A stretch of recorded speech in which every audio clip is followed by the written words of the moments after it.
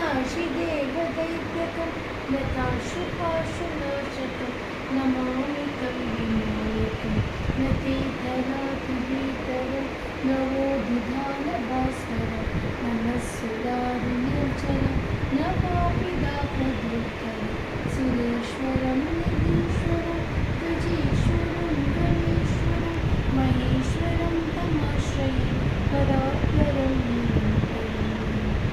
समस्तलोकशङ्करं निरस्तदैत्यकुञ्जरं वरेधरोधरं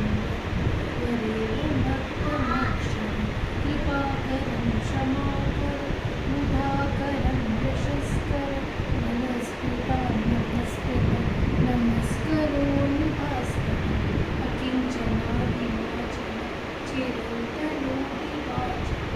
पुरारिपूर्णमण्डलं सुरादिकर्णशर्मं प्रपञ्चनाशभीषणं धनञ्जयादिभूषणं कपोलदानवारणं भजे पुराणवारणं निदान्तकान्तदन्तकान् मन्दकान्तकात्मजम् अचिन्त्यरूपमण्डलीं मन्तरायकूतलं मृदन्तरे निरन्तरं वसन्तमेव योगिनं तमेकदन्तमेकमे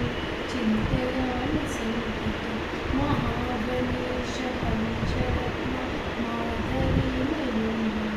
प्रजल्पति प्रभातकी यदुस्मरं गणेश्वरं तदोषतामसोषितं सुसायुधं सुपुत्रदा समायुतां रक्षन्तु कृपन्तु सज्जतं